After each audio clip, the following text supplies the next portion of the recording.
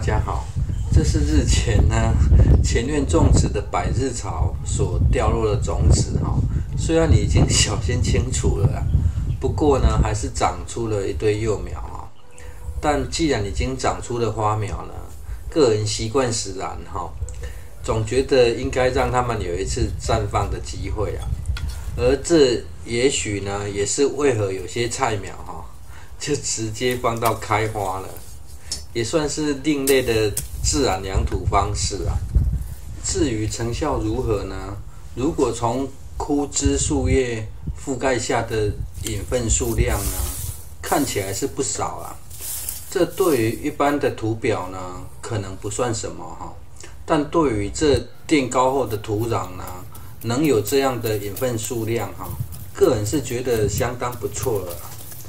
毕竟这垫高的过程呢，土壤的厚度约到膝盖的高度保湿的问题呢就已经相对不容易了。加上这区块的地下呢铺有砖块并非是有再加以延伸的土壤层与地表直接接触能让蚯蚓自行爬到上方活动呢，算是相当不错的意外收获了。之前的种植过程呢，若是采用边堆肥边种植的方式时呢，大多是将一些素材掩埋在地下，并用树枝做了隔离层来避免呢掩埋的杂草种子呢又长出杂草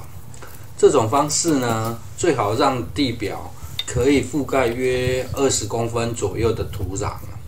来避免产生烧根的情形这对于较大的果树类呢，就更需要小心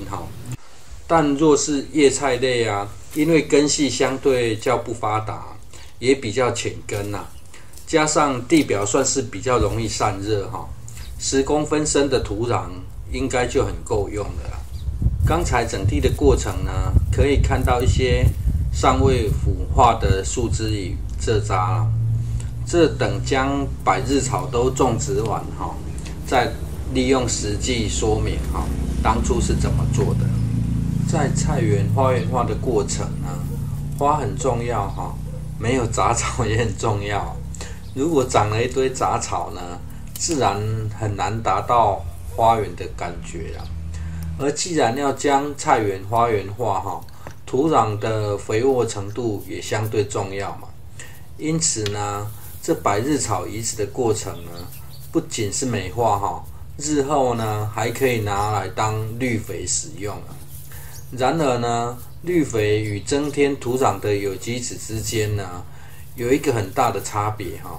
就是这些绿肥作物呢，得让它腐化的速度慢一点因此呢，绿肥作物得让它的茎尽可能的木质化没有经过木质化的过程呢，绿肥作物直接拌到土里就真的是快速腐化成绿肥而已而如果想用传统的自然农法方式呢，又不想杂草一堆有些种植的方式就得进行调整试想一个问题在深山里呢，很多树木在未经特别照料下呢，却也是可以自然成为100年或1000年的神木掉落的枯枝树叶呢，其实就是最好的养分来源在经过微生物的转化后呢，有的直接变成肥料有的则转成土壤的有机质才得以让土壤的肥分退化速度较为缓慢基于这个概念呢，美化环境的过程日前修剪下来的七里香金条呢，就可以派上用场了让它进入自然友善的环境对于很难修剪的作物呢，修剪下来的木质化金条呢，除了是拉高有机质的良好素材之外呢，也可以省去处理的麻烦也因此呢，在移植完浇水前呢，在土壤表面再铺设上这些修剪下来的枝条当然一开始看起来可能并不美观但这等百日草长得密集一点之后呢，就可以完全遮掩掉地面的感觉了。铺设完之后呢，再来才是浇水哈。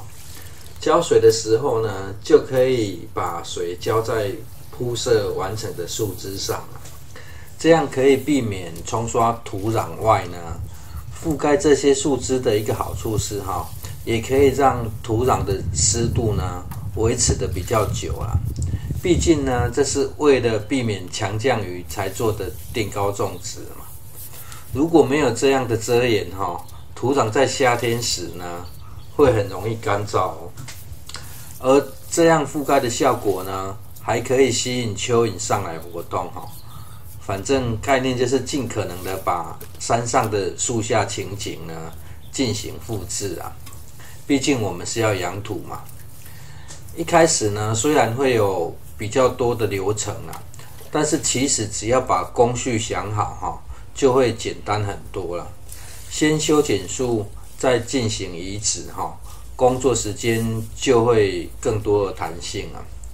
当种植草里呢都是养分时呢，你就会觉得很值得了啦。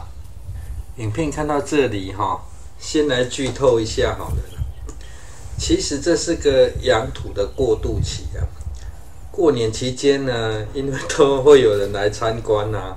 所以呢，今年来不及收拾完啊，只能暂时将后院尽可能的美化一下。其实这个区块呢，过完年后就会找时间进行重整了，完全是不怕没事做的概念哈。毕竟呢，看到旁边铺设好之后的感觉呢，实在是差很多啦。就像眼前看到的这个区块感觉也是处于凌乱不堪的过程嘛。为了加速美化呢，将土壤染色后呢，马上就有了点效果哈。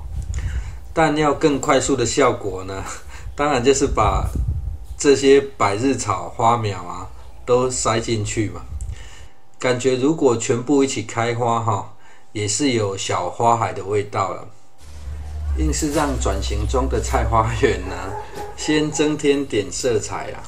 刚好也可以呢，先潜一实测到底可以改善多少。不过这也是过渡期的做法啊。百日草呢之后还得担任绿肥的角色既然有些菜呢已经先行曝光了，就先顺道让大家看看一旁的现况啊。夹杂在芹菜内部的是黑点龟个人习惯呢，只在采收完才进行一次除草的动作啦，这样会比较轻松所以呢，这波士顿莴苣内呢，也可以发现不少的杂草啊。5天后呢，铺设的七里香枝叶已经开始枯萎啊。百日草绿化的效果呢，就有被凸显出来的味道了。至于一旁的绿化蔬菜种植方法大都已经介绍过了啦。由于这些菜呢，有的还没长大等过完年呢，再找时间说明绿化的过程啊，